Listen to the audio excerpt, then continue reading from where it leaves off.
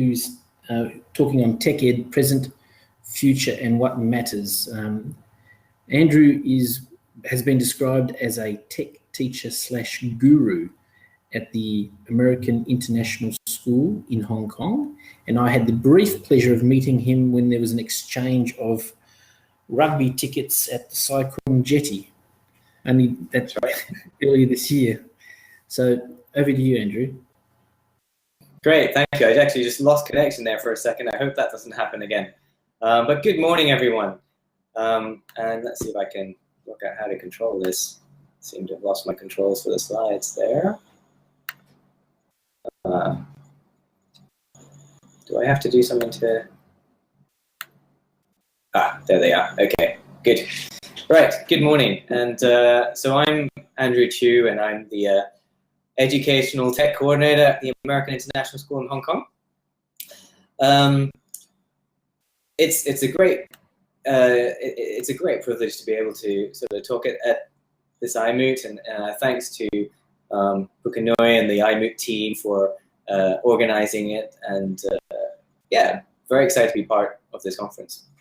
So today I thought I'd take a slight different approach to my presentation, or my presentation will go as normal, I think, but what I'm going to do is I'm going to really look at a bigger picture sort of a thing. So rather than looking at lots of tech, details tech under the hood sort of stuff, I'm going to take a bigger picture and reflect back on my experience so far as an EdTech person in a K through 12 school. So the American International School, we've got about 850 students, and we're in Hong Kong, and it's K through grade 12.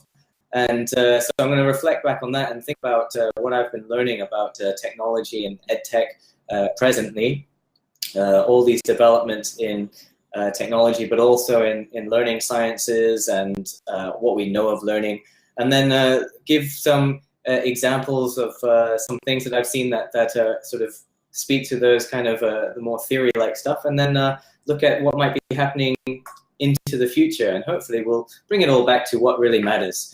So that's the agenda for today. Let's get started.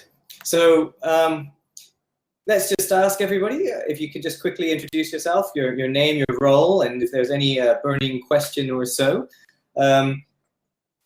And it's always good to meet people at a conference like this. So if you could just type quickly into the chat there, your name, your role, and if there's a particular burning question that you might have. It's good to see, and maybe where you are, because I know for me right now it's 11 in the morning, but I know maybe some people it might be a different time of day.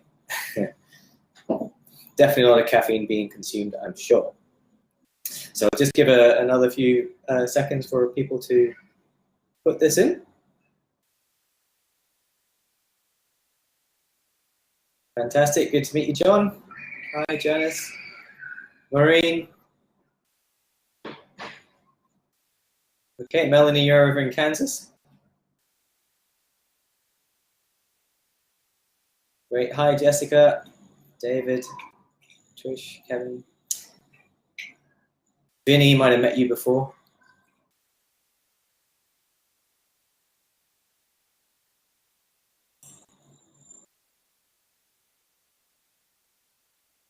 Great, so I'm just scrolling through to see sort of everybody's background and just getting an idea as to what we might be sort of thinking about and interested in this space. Yeah, all right, great. Hi, Dana. So that's great to know. And there's a lot of people in here, obviously, that are probably all related or all involved in EdTech in some way. So I'm just going to ask you this question. Word association game style, what's the first thing you think of when you hear EdTech? And you can answer more than once if you like, but let's get a stream of words and see if this reflects kind of what's happening in the in EdTech currently. LMS, yes. LMS, blended, Moodle, good. Well, on a Moodle iMoot conference, sounds relevant.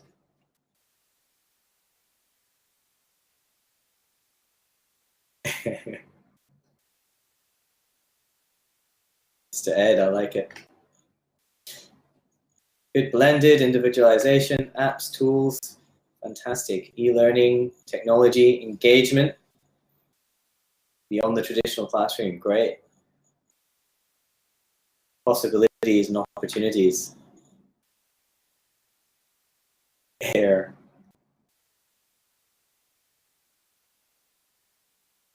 Great, anything that assists and facilitates learning, flipped learning, gaming, remote, rural, fantastic. So when I did this sort of a thing, I definitely didn't have as many interesting things as you guys have maybe mentioned, but definitely in my realm, this was my sort of 2-minute brainstorm, just type as many things I could think of with EdTech. And there were, you know, it's interesting. There's a mix of things to do with tech and apps. And then there's an interesting lot of things to do with technology, and there's an interesting lot of things to do with something in between. So, you know, we talk about learning, so Bloom's. You've got things like SAMR and maybe DPAC, and then put that down. So ways that we're sort of trying to bring together this idea of technology and learning. Teach meets, okay. Yeah, we run a few teach meets, and that. So these are sort of things that were in my head when I was brainstorming, and you guys have got a great list going on here.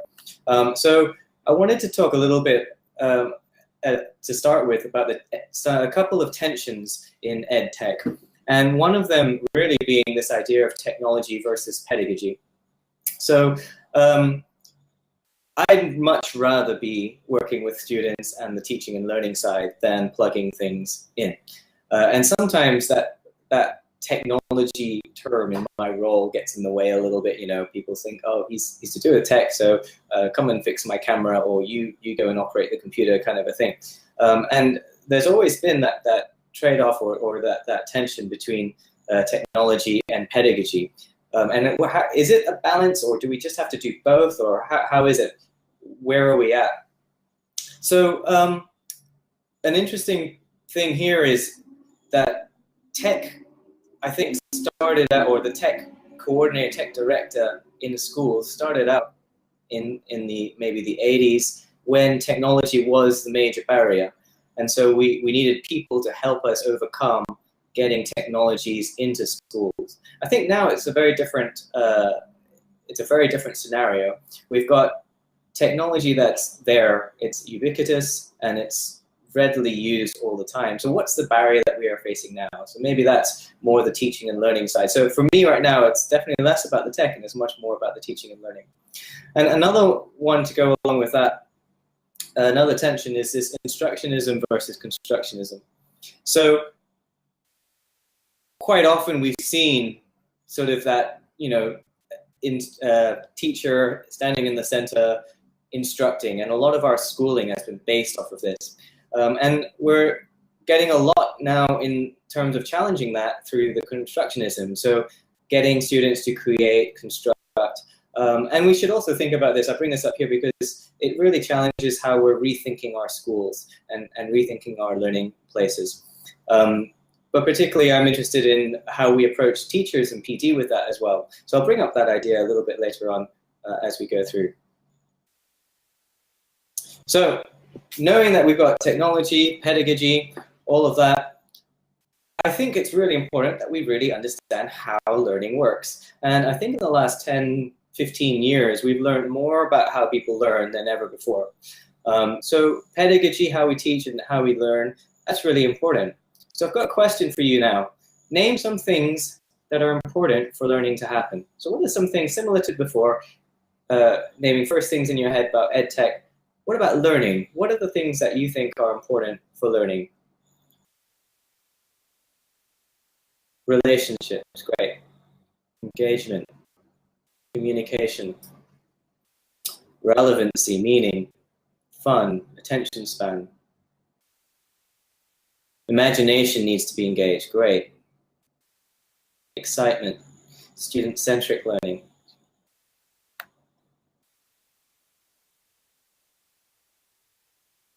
Good, yeah. Community of inquiry, connection, using the content or skill, application.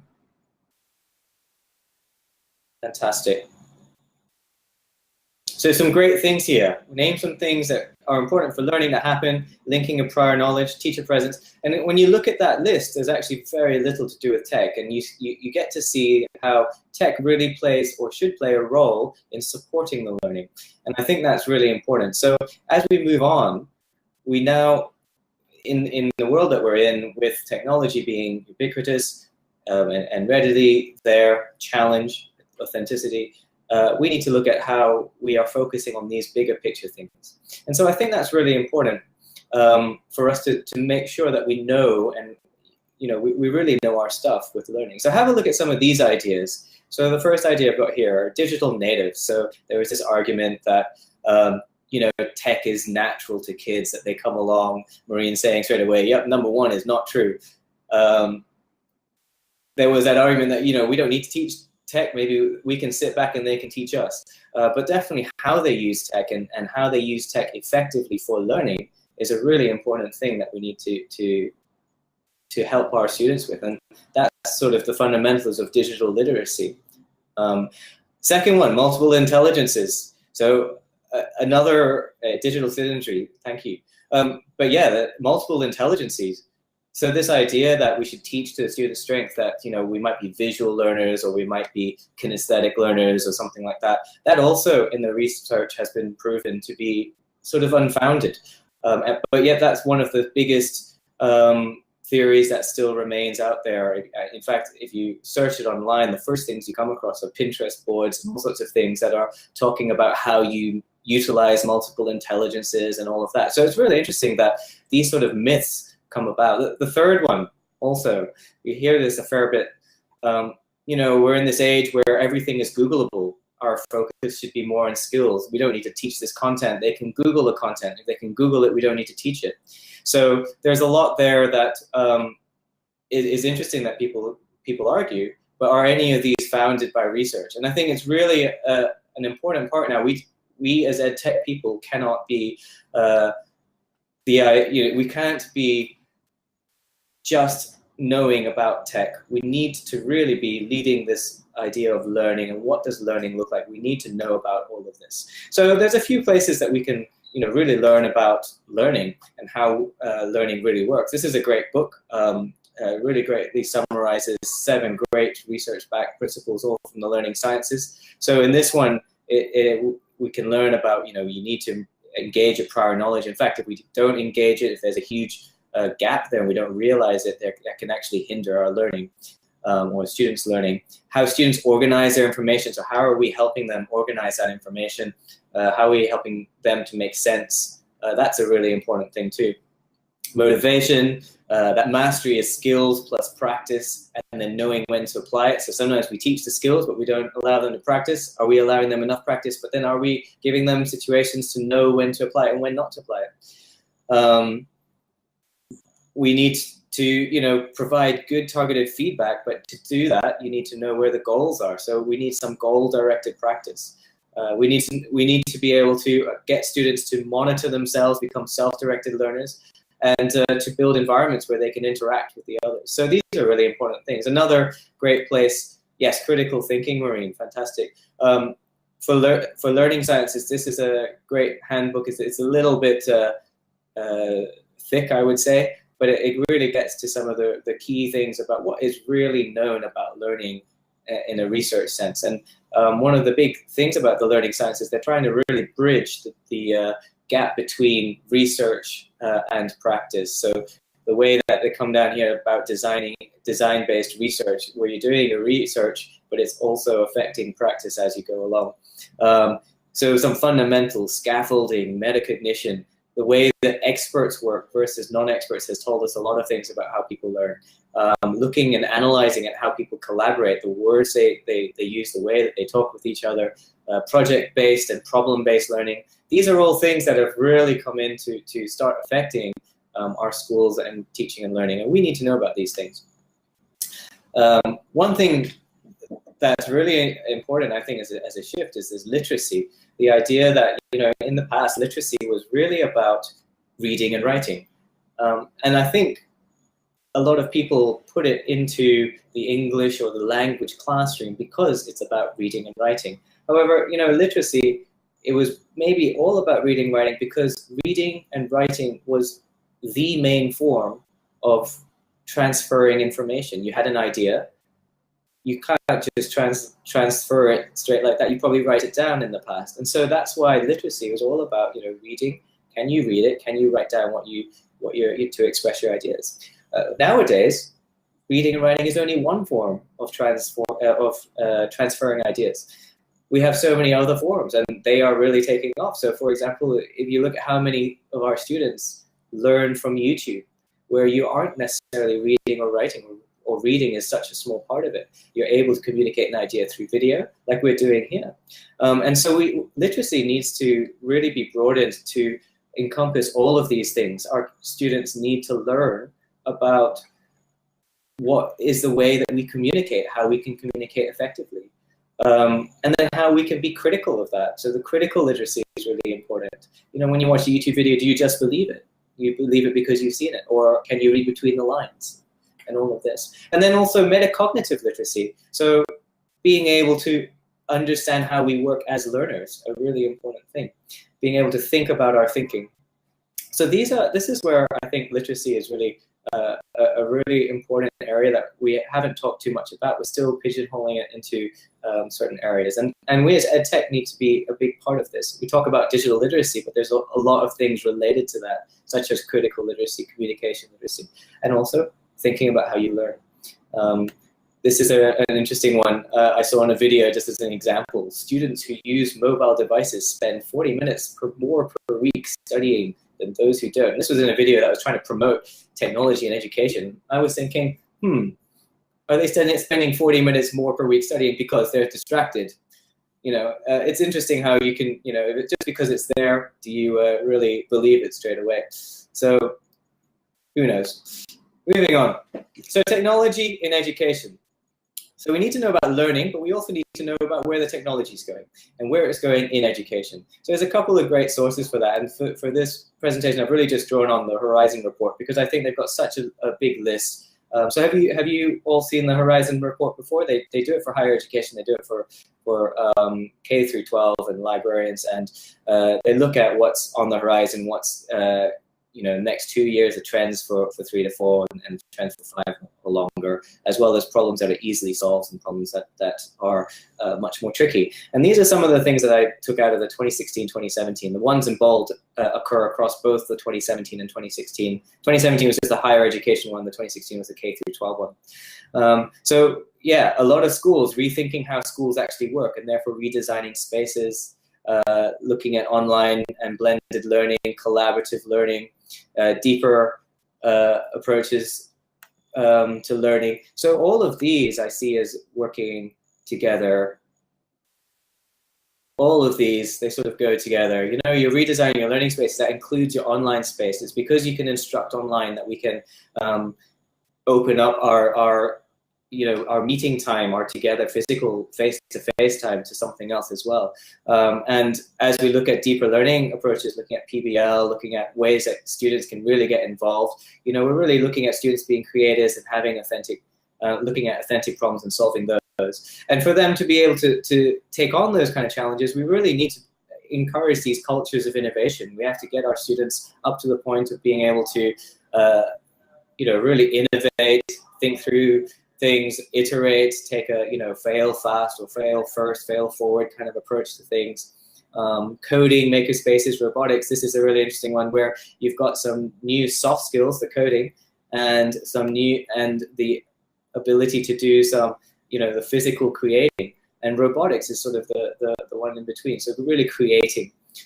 And then there's this whole idea of the roles of educators, and that's really changing. So we talk about this one a lot as well, roles of educators and how that's changing. And then there's some things that, that really look at things for the future here. So how our devices, so virtual reality, natural user interfaces, using a pen. I wish I had a pen right now. I'm using a mouse, as you can probably tell. Internet of Things, wearable, how that's going to change things. How are we measuring learning and how that goes into artificial intelligence? So I'm going to go through some of these and give some examples as to what I've seen so far. And there's way too much to fit into the time that we have. So I'll just zip through and let me know if I'm going too fast or too slow. or if there's an interesting point or a question, please do raise it. So one of the big changes we see is that learning is active, and a lot of teachers are really focusing on this. How can we get our students to create things? And in order to create things, or why we are looking at creating things, because we're wanting to increase their interest and motivation, engagement, their relevancy. And it's really interesting that that was the stuff that was brought up when we first thought about EdTech at the beginning of this. So interest, motivation, engagement. I think these are three very distinct terms, and we should understand these. But yeah, how can they be motivated and then therefore really engaged in the work that they do and take on that ownership? That's sometimes the biggest barrier to learning for a lot of our students. So we have games, and these photos here are from a year-long high school simulation. So the teachers have put together a fictitious map, and there's some countries on there, and the students form groups in those countries, and they actually run a whole load of things through this simulation as different roles in those countries. And eventually, as they learn, this is a grade 9 history, world history sort of a course, and as they go through, they start to and learn about the world wars. They start to realize that they are a particular country, but they are very engaged in it. I remember being in the room one time, and there was one student who said, "I think we're just going to declare war. Can we do that? Can we declare war?" And of course he did. Everybody went, "Whoa, what's going on?" And all of a sudden, all the alliances came out, and it was very interesting to see that you can't just make a decision. And that real learning, they're very engaged because obviously they felt it was relevant to them. They had some control, and it's very interesting. For all of these sort of things to happen, we need to redesign our learning spaces. So I've got here a couple photos of what our hall used to look like. We used to have to crowd in. There used to have to be so much set up for something like this. This was our band playing. And now what it is, so we gutted it and we recreated it into a much bigger sort of space to support all sorts of different learning. But yeah, like I was saying before, the redesigning the learning spaces can't just be physical. We've got to look at how our virtual learning spaces and digital learning spaces are also supporting our learning. So one of the things that we've really looked at recently is developing our story of learning. And we've moved away from this term of portfolio. And I'm going to go through some of these very quickly. But initially, most people think of a portfolio in maybe one or two ways. They think of it as an exhibition. And this traditionally is what you think of. It's your finished works, your best pieces, your exemplars, your polished stuff. The audience here would be your employer, your clients. You're showing your best work, your finished stuff. But in schools, we sometimes look at it as an assessment. So teachers say, hey, you've got to show me evidence of you completing your learning objectives, showing your understanding. How did you get to your finished work? So the process and all of that become all the different artifacts. And so the audience in this case is your teacher and your assessor. But when we use the word portfolio, people have such mixed ideas about this. So we understand also that students need a learning workspace. And as students really get into using portfolios, they really start to notice that if you put it on your portfolio, then it's ready for the teacher to see, or it's easier to curate it into your learning exhibition. So they start to use the workspace, their portfolio as a workspace, and that's really for them. And this is where it's a scrapbook, that it's all parts of the process. They take photos and everything of what they're doing, or type notes straight onto their portfolio. And it's messy, but it's not intended for, say, a teacher audience. So when you put those three together, there's all sorts of overlaps and all sorts of complex sort of, audiences. And this is what we're starting to look at as learning capture. So we don't like this term portfolio anymore, because when you say portfolio, people get all sorts of different ideas. But let's talk about learning capture. Can we provide a space that supports students in working, and therefore makes it easier for us to assess their work? Because we might look at some of that work as they go along and say, oh yeah, you're showing a lot of this. And some of that might actually end up being what they exhibit. So that's a really interesting thing. But as you look at that learning capture, that what you might term as a portfolio, isn't really the whole story, because you've really got these people, these relationships, and these events and places that are really important. And so when you look at all of this, you're capturing all of this. Do we have our digital spaces to help our students capture their works, capture their work, have it assessed, exhibit it, but also a space where people, relationships, the events, and the places that things happen can all be put together in a meaningful way. Once all of this is visible, or the right elements are visible to parents, to teachers, then there's all sorts of support that happens. So, you know, learners at the center there, but there's parents and teachers, the stakeholders are right next to them and helping and empowering them and supporting their learning. Of course, though, it goes across years. So, you know, you've got all your teachers and you've got all your peers also being a part of that learning. And then there's always you going up to your future self. So looking back when you reflect back later. So these are some of the virtual spaces that we're really excited about and looking at. And then, you know, once you've got these kind of spaces, or you start to look into this, you're also looking at how you're changing your practice in terms of how people learn. And this is where that idea of instructionism to constructionism sort of comes about. So there's a lot of movement into all these XBL style education. So inquiry-based, project-based, problem-based. In fact, inquiry-based as a big umbrella, it really challenges the real philosophy behind a lot of schools and schooling. So, you know, really is it that information can be packaged as a gift and provided over, or is information really created, or you know, knowledge really created? And then you've got all things like the challenge-based, so really looking at finding the right level of challenge so that it's relevant and they can get involved. And a lot of this is all about authentic tasks and authentic challenges. And to go with that, they need the skills to thrive in that kind of environment. And so there's, you know, innovation culture. So there's a lot of schools looking at design thinking. How can we bring in making sure that students have this iterative process in terms of their project work, but also how we're giving feedback, right? Allowing them to fail, a safe place to fail, and then fail forward.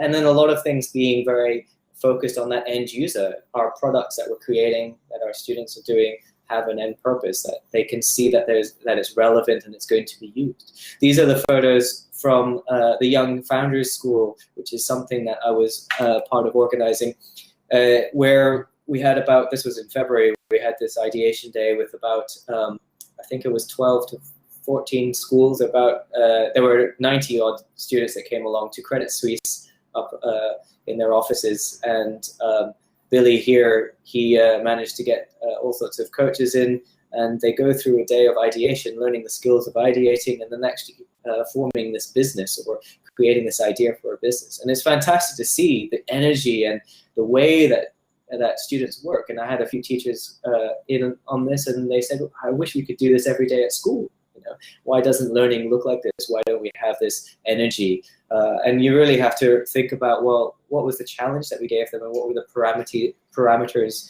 they were working within?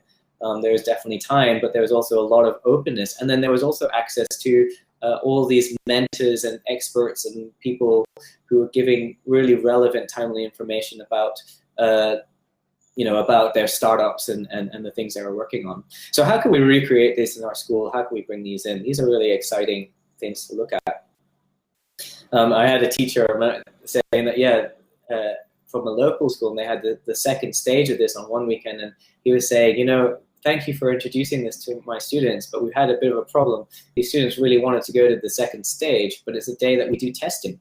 And I asked, well, what happened to them? And he said, well, eventually we let them go. We had to, because the parents were there going, no, I want them to go to the innovation thing and not go to a test.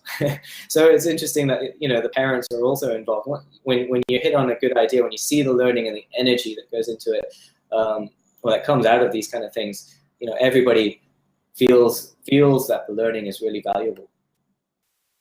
So I wanted to show some examples of that are happening at our school. We've got some personal passion projects, which is what we call P3, and all the grade 10s do this now. And these are a fantastic example of PBL, innovation, engagement, learning capture, student agency, all of this. The students basically have they have to follow a passion and fulfill a project that they define through most of the year. We're just coming up to that, the exhibition for this in a few nights' time. So there's some really exciting things. There's film, there's a whole load of film and video related projects, there's music, there's writing. I'm going to give you an example here of this student who actually managed to write her own novel in that time. And so she managed to get it printed and all of that, which you can do online, which is fantastic. Now this is how tech allows us to do things that we weren't able to do before. But it's really fascinating that because they're so engaged and everything, that they really take on the responsibility, and we provide this, so they've all got these. So I'll just go back that slide. This is actually her website for this project. So they have to document. This is her learning capture, and things that she's captured, the reasons of how she came about it. She's done like this character map, all the different characters. So the detail that she's gone into is just really impressive. It's impressive to have a book published, but to actually see and open up part of the process as well is amazing. And then, providing and empowering them with all of this meant that they all wrote their own rubrics. So how they're being assessed on this is up to the student. Sorry, to go forward there. But these are the standards. These are some of the standards that they had to meet. So these were set for the English course that P3 has run out of. And she's done some reflection as to how she's met those standards. So they're taking a lot more ownership on their learning because they're engaged. And now they can really see, and this is where the metacognition obviously comes into, how are they learning and which parts are important for learning, and then the reflection and all of that. Here's another example. These 3 students decided to make a guitar, so they were making a guitar. But really interesting what comes up on their portfolio. Yeah, video of making the guitar, but also things like mindsets and perseverance and failure. So these great, strong, really important 21st century skills we often talk about coming through because they're engaged in these projects. Here's another one. This is actually one of my students. I've got a few minions that help me out with EdTech integration. It's actually a high school course, and this is this student. He really wanted to help out with the grade 3s. He saw that the grade 3s were they could do tests. Instead of on paper, they could use Google Form, and he was thinking about digitizing them. But as he went down that, he learned a lot more. And here he is talking about Bloom's taxonomy. And who is he talking about Bloom's taxonomy to but the grade 3 teaching team? So he's actually had to present. He put himself in this situation, nothing to do with me.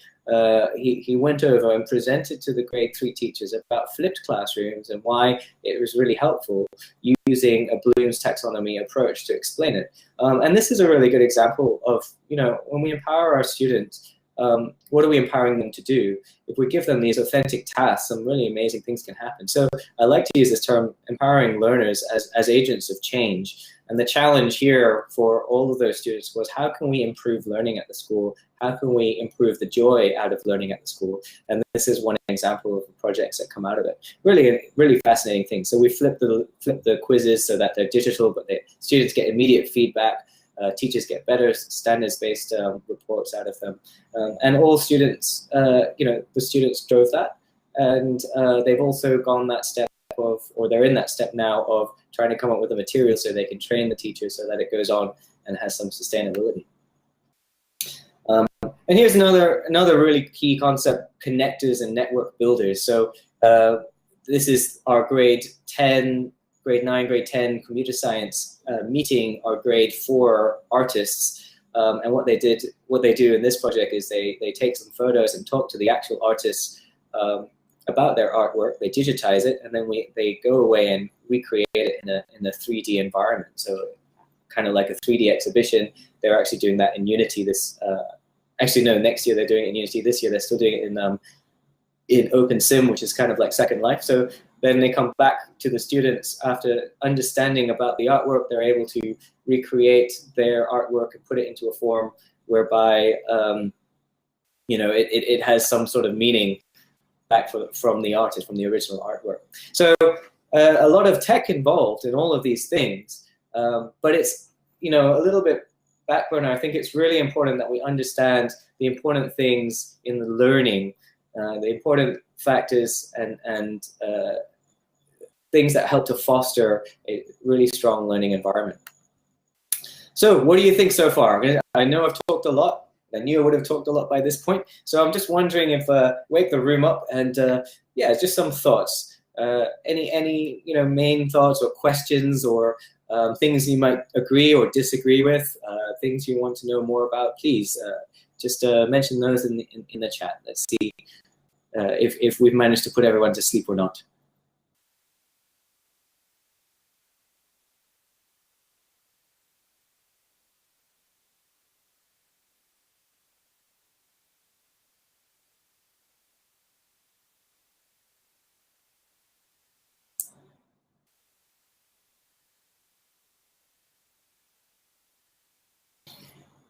Yes, and I recognize that there's a fair few people in the room that might have some interest in sort of adult education, and I'd love to learn a little bit more about that too, and I'm going to go into some of that now. Yeah. It's a bit of a leap to try things, apply such excitement in higher education. I agree, and the interesting thing that we talk about here also is, our students, when they go off to higher education, what will they experience? And I think that'll probably push through as well, won't it? It will affect, you'll have cohorts of students that might have started learning in these ways and want more of it. And then it's really interesting, I think, also the idea that higher education somewhat defines a little bit of what we do in schools here. So there's definitely a challenge for us in the way that students apply for universities. There's a lot of arguments that they need grades, they need GPAs, they need transcripts and all of that. And therefore, we're sort of stuck a little bit more. It's a barrier to overcome in terms of that more traditional grading.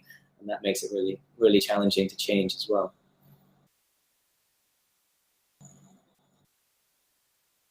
Yeah, okay, good. So I'm going to move on. So one of the things that we have, I guess, in terms of adult education here is our educators. We've got professional development, and rethinking our roles of educators is a really important thing. There's so much, what's in the title? There's so much that's identity, that's in your title. So because I'm the EdTech coordinator, I think of my job and I think of myself as, oh, I've got something to do with tech, and I'm in a coordinating role, and I start to define how I interact with people around that. And that's really interesting because, if we stopped calling, say, math teacher the math teacher, and their title was, I don't know, learner support, or something like teacher or facilitator, learning facilitator, all of these things, I wonder how that would change our roles. So as we think about our educators, I think the teacher's experience is a really interesting place to grow. So I'm using experience in terms of user experience, learner experience, that sort of thing. A teacher's experience with coming into the school, being a part of that, and then learning whilst here and growing whilst here, and then their whole experience from start to finish with the place that they're working. And that's a really interesting thing. I think I think very few schools have really thought of how to develop that.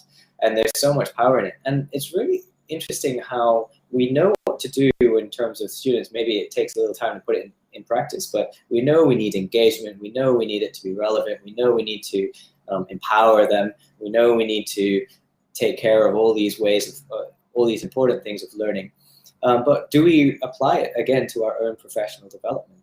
And it'd be really interesting to do that. So one of my major roles here is to make sure that teachers take on their professional role in terms of developing and forwarding our profession.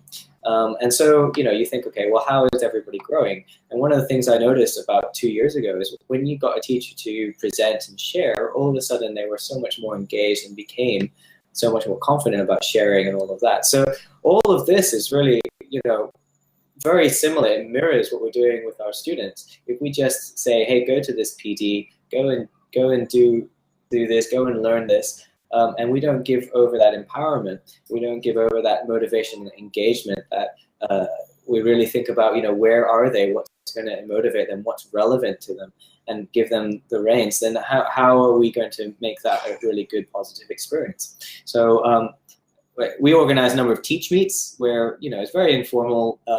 We try to get some teachers together. We try to do it from outside our school too, because connections, obviously, and networking is very important. But it gives a chance for our teachers in a safe space, in a social environment, to 2 minutes or 5 minutes share what they've been doing. There's a few of these organized around in Hong Kong, and there was a couple organized last night. And it's really interesting what people come up with. But the networking and the sharing is always so good. And all of a sudden, those teachers become so much more engaged in what they're doing and so much more interested in sharing and growing others. And they become, your leads and pioneers.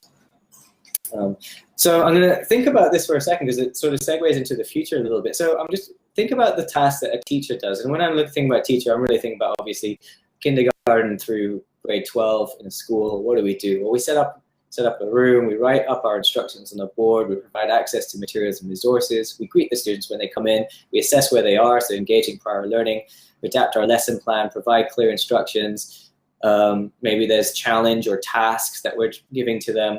We need to understand their needs, answer questions, motivate, inspire, provide some feedback, assess their performance against some outcomes, communicate with parents, write reports, develop strong relationships. Now, it would be really interesting if we looked at, well, how much time do we spend doing all these? Which are the ones that are really most useful to learning? Which can we amplify? Which can we try and get rid of because they're just in the way? So these tasks, if you look at them, my question is, how many of these tasks could be done by a computer or by tech, or helped, improved, reduced by tech? So that's an interesting one. Could we get robots to set up our room, move furniture for us, write up instructions on the board? That's a fairly low-level task. That's very easily done on, say, a screen or something. Assess prior learning, yeah. Could that be done by a computer? Absolutely, could definitely be helped, right? And actually, when you start looking at it, there's actually a lot that could be done. And this sort of leads me into where we're going in the future, because I think, although there's a lot in terms that we need to work on in how we're doing, in how we're teaching and learning in our classrooms and all of that, there's also a lot happening in tech that potentially can change our jobs and the way we work on our jobs. And so that's what I'm wondering about with artificial intelligence, or the other term, intelligence augmentation. And there we go, we've got some already assessing prior learning. Maybe it's being done for language and lit levels and vocational courses in Australia already. And definitely we're using more and more adaptive software. We've got some adaptive reading software, adaptive math software for our students. So this artificial intelligence or intelligence augmentation, and this is really interesting, AI or IA, and AI could also be augmented intelligence. So I'm wondering, are we there? When is this going to happen? Well, AI is actually already here. This is, have a look at this. Natural language processing, computer vision, so the ability to see things and then recognize patterns. The computers are really good at this. Reasoning and optimization. All of this, if you look at where we are currently, it's developed and developing rapidly. So can we utilize, and maybe in the education field we don't utilize this so much, but can we utilize this? And what's coming up? Real-time dialogue and translation. All of a sudden, how much does a teacher need to be doing some of the lower level understanding the student? Can we be freed up, or can that information come in somehow so that we can help our student right where they need the help? So I'm very interested in this area, and definitely AI, I like to look at it as, not this one, not artificial intelligence where you've got a whole load of jobs that are going to be replaced by robots. Although there's a lot there that we're talking about, by 2022, 5 years away, medicine, law, IT, loads of jobs and tasks within that could be done by computers.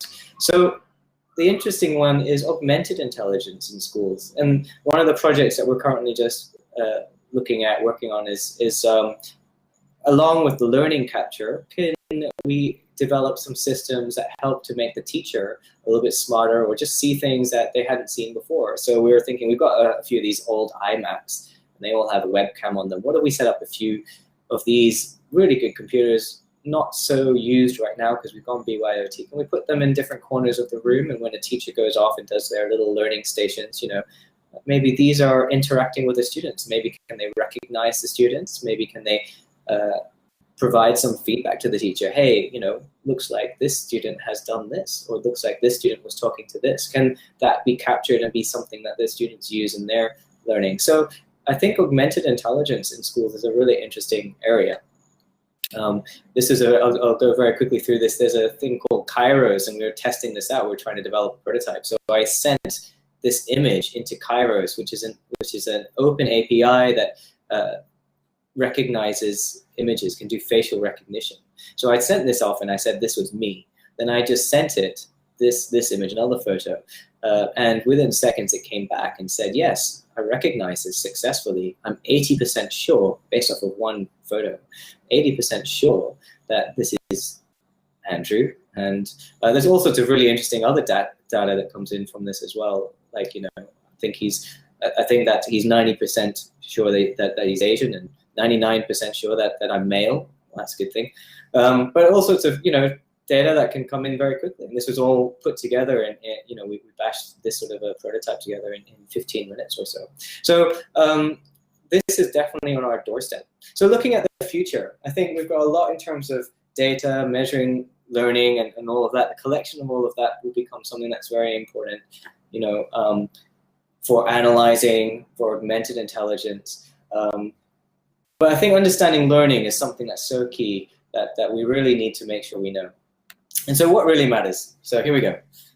I'm going to finish this fairly quickly, but what really matters? These are the things that I think Moodle. These are the things that I think we really need to make sure we use in terms of our lenses and assessing what we do. So we had before relationships. I think that's really important. And Moodle, these are tech and all of that. These are the tools to help us achieve these. So, you know, when we build a Moodle course or we use Moodle, are we using it to build stronger relationships? That would be the sort of lens that we look through. Are we using the forums? Or, you know, are we using the forums for active relationship building? Is it just here, do this now, do that now? Or is there some way that we're helping to build relationships between the teacher and the student, the students and the students, and all of that? Mindsets. So how are we helping our students ensure they have sort of a growth mindset, ensure that they are able to have mindsets that are able to do with learning, improving their learning, improvable ideas, all of that sort of thing. And so a lot of technology now can really help because you get feedback instantaneously, or you can get feedback all the way along. So can we help with ensuring their mindsets are ready for learning and for change? Connections. I think this is so valuable. It's always been the case where, you know, the people you know are the people who influence you, and that's where you get your energy, your support. And how are we helping to build connections? So in all the courses that we're doing online, all the courses that we're running face-to-face, blended, are we building connections between people, not just within the room, but also outside of the course? Are we connecting them to professionals, to people, to experts, you know, people who can really help in all those different ways? Literacy, we talked about this one before, and this is so key. How can we make sure that we are really helping our students to become literate in so many ways? And in adult education, I think this is so important, because we sometimes think we're literate, right? Okay, what about all the learning of all the new things that are coming up? I think that's a form of literacy, right? So how are we focusing on learning and becoming literate in so many different realms? And finally, how are we helping to empower our students and our teachers and the people within our teaching and learning? So I think this is so core, because, you know, all the way along, when you look and you look at EdTech, how it's grown, one key component all the way along has been how we've empowered people, how tech has taken away some of the barriers that were there so that people could really grow and do the tasks and be able to learn from that. I know it's now 10:02, and people probably want to head off to the next session. That's pretty much what I had to share today. Thanks for coming along. I hope you have a great iMoot17. There's so many great sessions. If there are any questions or anything, or comments or thoughts that you want to share, please feel free to share. I'll be around here for the next 5 minutes or so. But thank you very much, and have a great iMoot. And from behalf of the iMoot team, Andrew, we'd like to thank you very much for that very insightful presentation. Yes, you can hang around a bit longer if there's any questions in chat, and I'll keep it going, but I'll stop the recording now. Thank you very much.